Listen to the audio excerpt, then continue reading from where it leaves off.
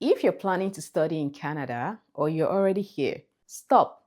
The game has changed. In January 2026, new student arrival dropped by 37% year over year, with only 7,040 study permits approved. This is compared to over 11,000 that was approved in January 2025. You see that easy pathway that everyone sold to you? That is all gone now. But here is what they won't tell you. If you know the new rules, there's actually a clearer pathway than ever before. In this video, I'm going to be breaking down exactly what is working in 2026. I'll also be telling you what's dead and the 3 moves you must make this month. Let's dive in. First, let me guess what you've been told. Study somewhere in Canada, get a work permit after graduation, gain that work experience, and then convert to permanent residency. But I'm here to tell you that that advice is wrong right now. As of May 2026, a lot of people who had come here to study are stuck right now. Lots of them have their work permits expiring very soon, most likely before the end of the year. Current data shows that there are over 1.6 temporary residents in Canada whose permits are expiring this year. Right now, if you enroll in a 2-year diploma in a business administration course, in a college, say in Toronto, for example, and you'll be graduating in 2028, you are not entitled to a postgraduate work permit. That means you cannot work to gain Canadian work experience, and you cannot apply for permanent residency through the Canadian Experience class. You must leave after your studies. So, if you're watching this video right now and you are yet to choose your study program in Canada, this might be the most important video you have to watch when it comes to your Canada immigration. And if you're already studying, we need to talk about how to fix that. Either way, before I dive in, click on the subscribe button because I share updates and I create videos on how to help you thrive as an international student in Canada. Okay, let's start with the facts. No sugarcoating. The total temporary resident numbers in January 2026 was 28% lower than January 2025. New student arrival fell by 37% year over year. As at January 31st, 2026, 460,695 people held only a study permit in Canada. That was a drop compared to over 603,000 from 2025. What does that tell you? Canada is intentionally shrinking the number of international students coming into Canada. Now, why did this happen? For years, everybody and their cousins and family members were trooping into Canada to run diploma courses ranging from small to big colleges in Canada. As a matter of fact, business programs used to account for 42% of the study permits in Canada. So, what did Canada do? Canada had to eliminate 178 study fields to eliminate this volume of people. The government basically said, we need skilled people, not just warm bodies with diplomas. But here's the good news. While Canada is reducing the number of international students coming in, it is simultaneously also trying to improve the conditions of the people who are already inside and have a pathway to permanent residency. So, the way I see it is, if you're strategic, your pathway just became clearer, not harder, because less competition plus clearer rules equals to better odds. That is, if you do it right. So let's break down the actual changes. Please pay attention because one wrong decision could cost you 2 to 3 years and over 60,000 Canadian dollars. The first thing you need to know is that IRCC will not be updating its list of PGWP-eligible programs in 2026. All the 178 programs that were removed in June 2025 are still eligible up until the end of 2026. Here's what that means for you. Number 1, international students in bachelor's, master's, and doctoral programs are exempted from the field of study eligibility. You're safe. That means if you're studying a bachelor's, master's, or a doctorate degree, you don't need to study a specific course before you are eligible for your postgraduate work permit. You can study any course you want on those levels and get your postgraduate work permit after your studies. For diploma and certificate students, you must check your CIP codes for PGWP eligibility. The CIP means the classification of instructional program. That field of study requirements has become one of the decision-making elements for international students, because if you study a diploma or a certificate program, if your program of study does not fall into that field of study eligibility code, that means you're not going to get a postgraduate work permit if you graduate. Some students don't know this yet, and they would have often applied and paid for the program before even realizing that. But that's why we're making this video, to put that information out there. My recommendation to you is this: if you're doing a diploma, be it a postgraduate diploma or an ordinary diploma or a certificate program, before you pay any amount for acceptance fee or tuition fee, ask your school to give you the CIP code of your course. Then go to the IRCC website and search if your CIP code falls under the PGWP eligible fields of study. Verify that your program is on that list. Make sure to do this before enrolling in that program. As a matter of fact, make sure to do this as soon as you can, even before you pay for that application fee. Change number 2 is that working while studying just got easier. As of April 1, 2026, post-secondary international students no longer need a separate co-op work permit to be able to participate in work placements or internships that are relating to their studies. Your co-op is now integrated into your study permit. This matters because you can now gain your Canadian work experience faster with less paperwork. Change number 3 is that language tests are now required for your postgraduate work permit application. Starting from November 1, 2024, most people applying for a postgraduate work permit now require a proof of language proficiency in either English or French to apply for a postgraduate work permit. If you're graduating from a college, you need a minimum of CLB 5, while if you're graduating from a university, you need a minimum of CLB 7. So make sure to budget and plan for that. You can take either the IELTS or the CELPIP test. I have a previous video that I have made comparing both tests and which one might be suitable for you. You can click on the link above and it will take you directly to that video. Now to change number 4, which is a major win for master's degree students. Master's graduates can now get a postgraduate work permit of 3 years, even if you did a program that was less than 2 years. The minimum requirement is that you must have studied in a program that was at least 8 months in length. Now to change number 5, which has to do with the spousal open work permit. Students who are studying diploma courses and programs may no longer be able to bring their spouses or family to Canada.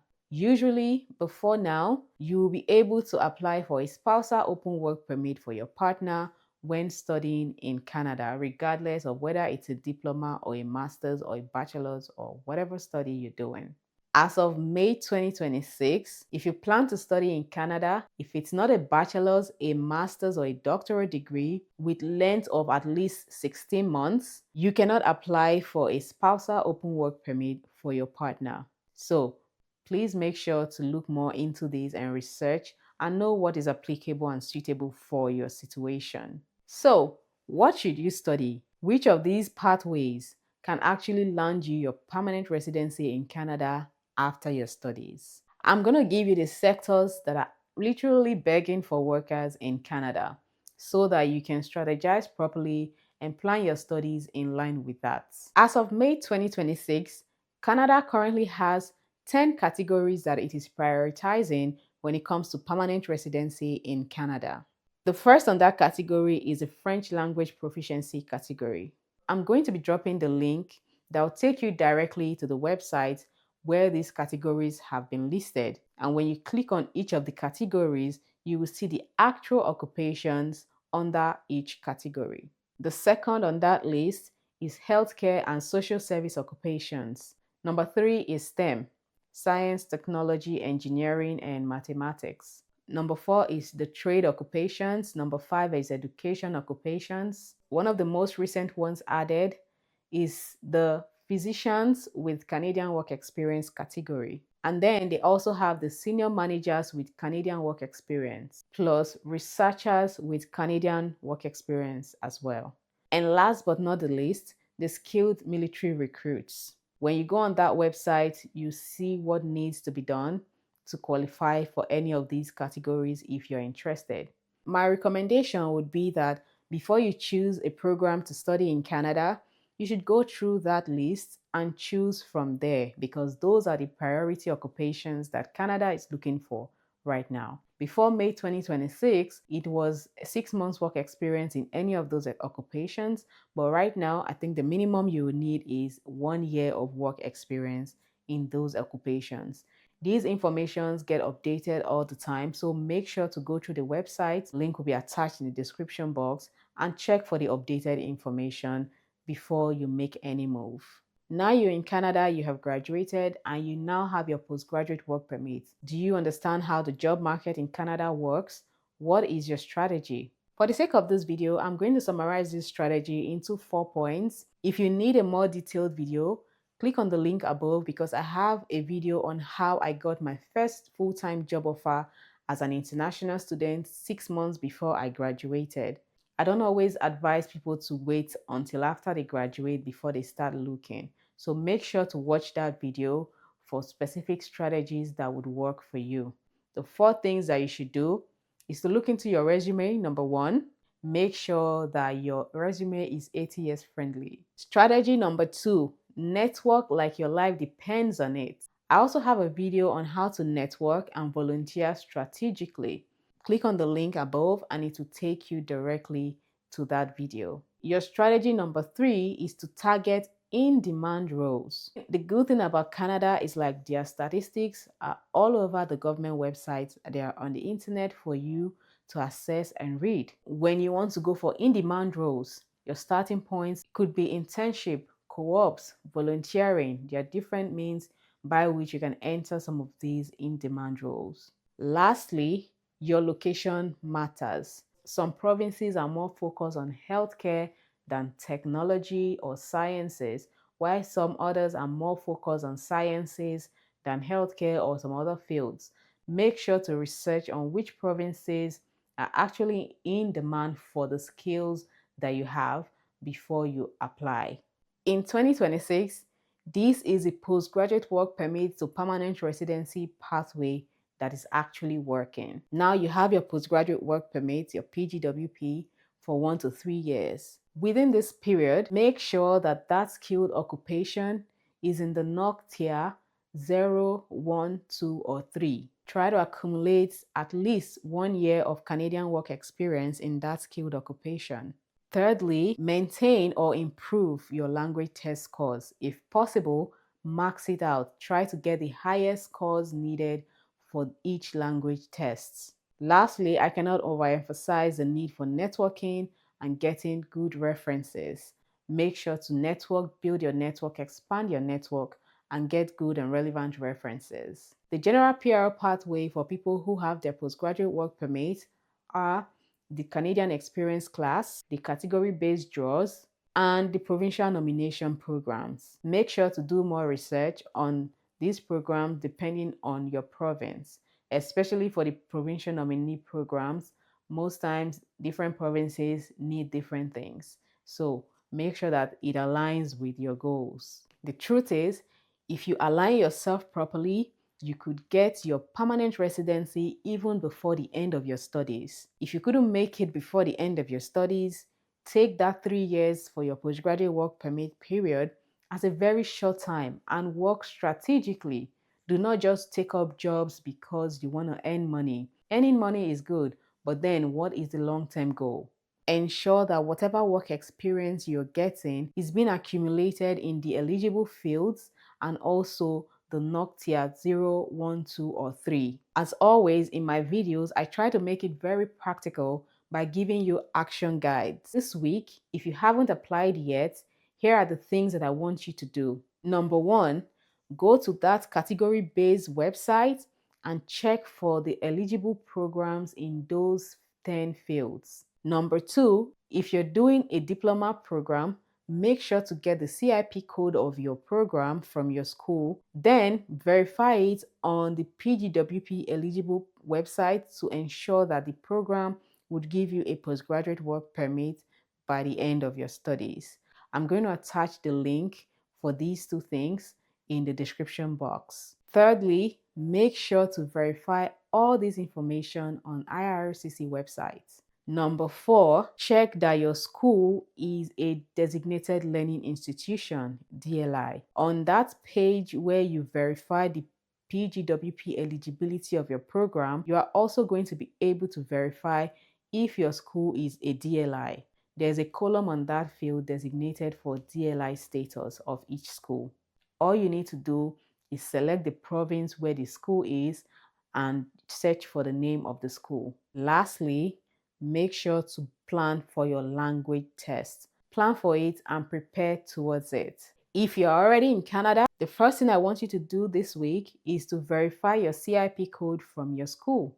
If you find out that your program is not eligible for postgraduate work permit, talk to your advisors in your school and know how you can switch programs to a program that is postgraduate work permit eligible. Then, make sure to start networking now and volunteering strategically. Number 4, try to get co-op or internship in your field. That will give you hands-on experience in your field of study, and you might even end up being retained after your co-op or internship. Lastly, take your language test early.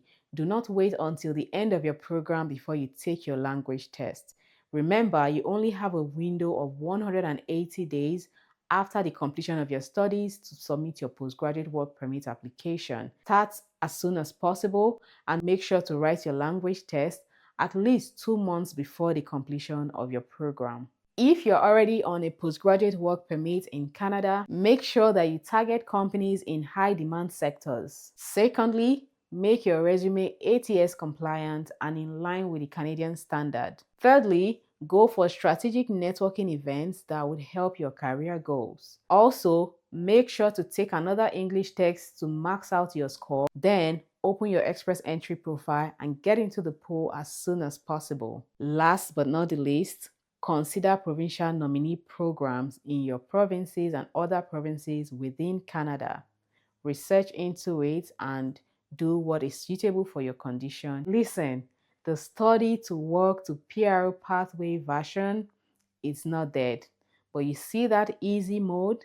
Yeah, that one is gone. Personally, I think that what we currently have right now is better if you're serious about it, because there is less noise and there are clearer rules. Canada needs skilled workers in those priority occupations. So if you align your studies or work to that path, your path is already very strong. If you've seen this video this far and you haven't subscribed, you're wrong. Please subscribe to my channel, turn on the notification, and leave a comment with your questions or recommendations. Also, let me know if there are other topics that you would like me to discuss about, and I'll create videos for them. Please do not forget to leave a comment in the comment section. Tell me, are you currently studying in Canada? What are your plans? Are you still outside Canada and planning to come to Canada? What are your biggest concerns? Let's talk about them in the comment section. The pathway is real, the opportunity is real. I'll see you in my next video. Until then, stay strategic and bye for now.